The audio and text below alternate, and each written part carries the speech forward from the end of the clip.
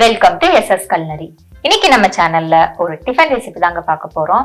இந்த ரெசிபி வாரத்துல 2-3 தடவையாவது வீட்டுல செய்யாம இருக்க மாட்டாங்க. அந்த ரெசிபி என்னன்னு தெரிஞ்சுக்கிறதுக்கு முன்னாடி எங்களோட சேனல்ல சப்ஸ்கிரைப் பண்ணலாம் மறக்காம பண்ணிடுங்க. அப்படியே பக்கத்துல பெல் பட்டனை கிளிக் பண்ணிடுங்க.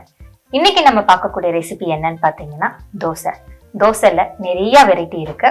அதுல ஸ்பெஷலா எக் தோசை எப்படி பண்ணலாம்னு பார்க்க போறோம். ஆனா இந்த எக் தோசை நார்மலா செய்யறதை விட கொஞ்சம் காரசாரமா கார எக் தோசை எப்படி பண்ணலாம் தான் இன்னைக்கு பார்க்க போறோம். வாங்க பார்க்கலாம்.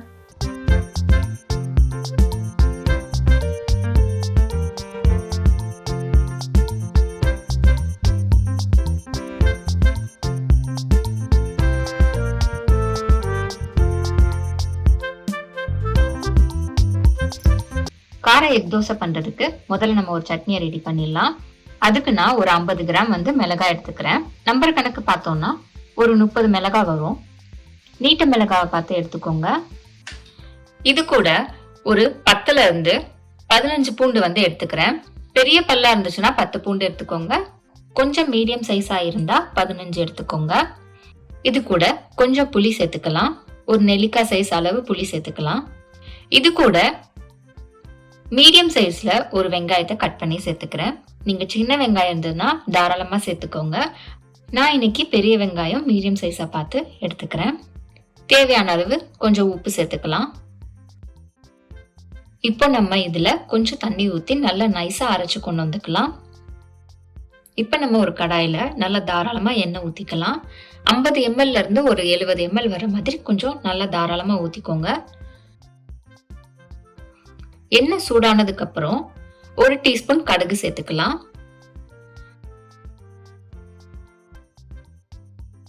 கடுகு நல்லா பொரிஞ்சு வந்ததும் கொஞ்சம் கருவேப்பிலை சேர்த்துக்கலாம். இப்போ நம்ம அரைச்சு வச்ச பேஸ்ட இது கூட சேர்த்துக்கலாம்.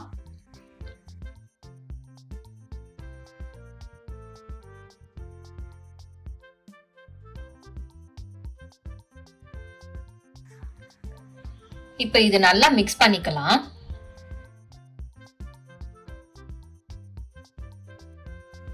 மிக்ஸி ஜார்ல கொஞ்சம் தண்ணி ஊத்தி பேஸ்ட் எல்லாம் ஒட்டி இருக்கிறதெல்லாம் மிக்ஸ் பண்ணி இதுல ஊத்திக்கிறேன். இப்ப இது நல்லா நம்ம மிக்ஸ் பண்ணிக்கலாம்.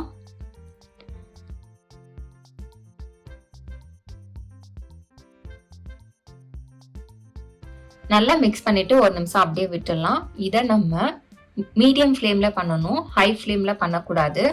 ஹை ஃப்ளேம்ல பண்ணோம்னா பபிள்ஸ் எல்லாம் நிறைய வெளியில எல்லாம் தெரிக்கிற மாதிரி இருக்கும்.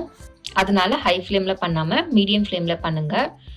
ஒரு நிமிஷம் கழிச்சு நல்லா மிக்ஸ் பண்ணிட்டு உப்பு கரெக்டா இருக்கான்னு சொல்லிட்டு செக் பண்ணிக்கோங்க. சப்போஸ் உப்பு கம்மியா இருந்துச்சுன்னா கொஞ்சம் சேர்த்துக்கோங்க. எனக்கு கொஞ்சம் லைட்டா உப்பு கம்மியா இருக்கு, அதனால கொஞ்சம் எக்ஸ்ட்ராவா உப்பு சேர்த்துக்கிறேன். உங்களுக்கு தேவைப்பட்டா சேர்த்துக்கோங்க. இப்ப நல்லா மிக்ஸ் பண்ணிட்டு இப்ப இதை மூடி வச்சு நம்ம க்ளோஸ் பண்ணிடலாம். நம்ம க்ளோஸ் பண்ணதுக்கு அப்புறம் ஒரு 5ல இருந்து ஒரு 7 நிமிஷம் நம்ம அப்படியே விட்டுறணும். ஒரு 5 நிமிஷம் கழிச்சு அகைன் நம்ம ஓபன் பண்ணி பார்த்தோம்னா பாருங்க, இந்த மாதிரி நம்ம ஊத்துன எண்ணெய் எல்லாமே மேல இந்த மாதிரி நல்லா வந்திருக்கும். இப்படி வந்ததுக்கு அப்புறம் நம்ம அகைன் நல்லா மிக்ஸ் பண்ணிட்டு ஒரு 2 நிமிஷம் கழிச்சு அடுப்பை ஆஃப் பண்ணிடலாம்.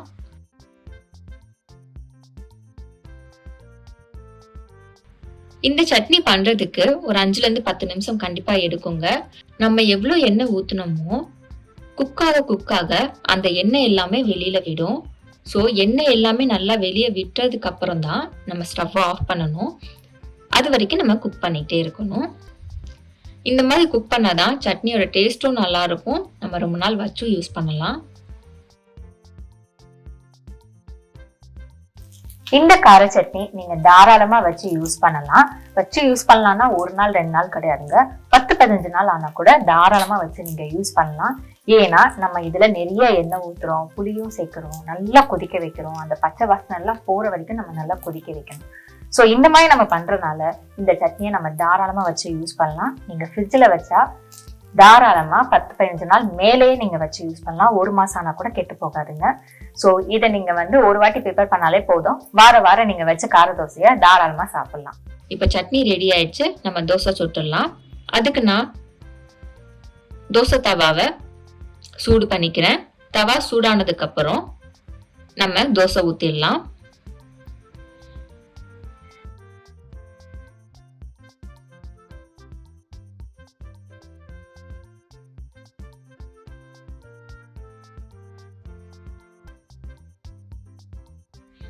தோசை ஊத்துனதுக்கு அப்புறம் நான் கொஞ்சம் எண்ணெய் சேர்த்துக்கிறேன்.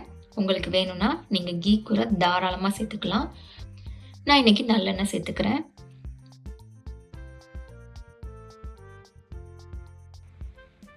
நம்ம தோசை ஊத்துனதுக்கு அப்புறம் நம்ம சட்னி ரெடி பண்ணி வச்சோம் இல்லையா, அந்த சட்னியை 1 டேபிள் ஸ்பூன் இதுல சேர்த்துக்கிறேன். இதுக்கு மேல ஒரு முட்டையை உடைச்சு விட்டுக்கிறேன்.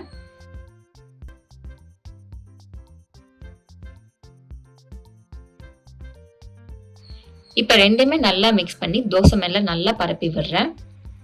தோசை ஃபுல்லா பரப்புற மாதிரி நல்லா பரப்பி விடுங்க.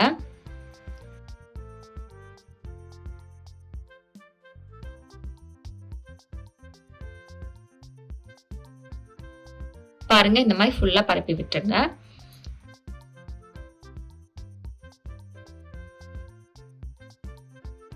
இப்ப ஒன் சைட் குக் ஆயிருச்சு. நம்ம திருப்பி போட்டுடலாம்.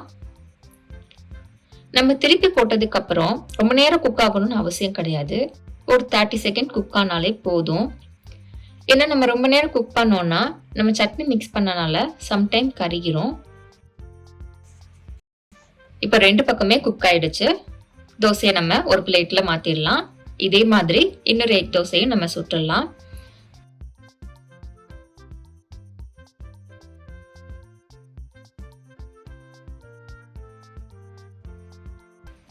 நீங்க இந்த சட்னியை சேர்க்கும் போது சட்னியை நல்லா தோசையில பரப்பிட்டு அதுக்கப்புறம் முட்டையை ஊத்தி அகைன் முட்டை ஃபுல்லுமே தோசையில பரப்பி விடலாம்.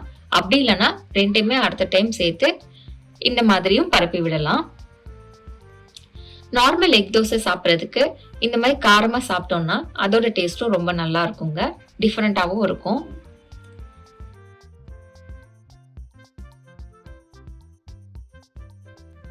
அவ்வளோதாங்க, நல்ல காரமா எக் தோசை ரெடி ஆயிடுச்சு. இதுக்கு நீங்க சைடிஷா எனி சட்னி வச்சுக்கலாம். பர்டிகுலரா தேங்காய் சட்னி இதுக்கு ரொம்ப நல்லா இருக்கும். ஸோ நீங்களும் இந்த டேஸ்டியான ரெசிபியை ட்ரை பண்ணி பாருங்க.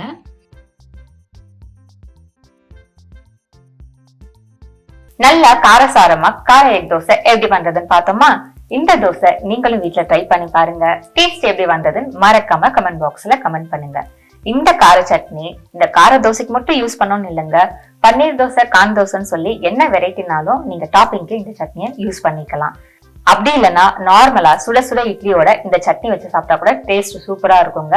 இதை நீங்களும் வீட்டுல ட்ரை பண்ணுங்க. இந்த டேஸ்டியான ரெசிபி உங்களுக்கு பிடிச்சிருக்கும்னு நான் நம்புறேன். அப்ப அப்படியே லைக் பண்ணிட்டு உங்க ஃப்ரெண்ட்ஸ், ஃபேமிலி எல்லாருக்குமே ஷேர் பண்ணுங்க. நெக்ஸ்ட் ஒரு டிஃபரெண்டான வீடியோல உங்களை பாக்குறேன். பாய்.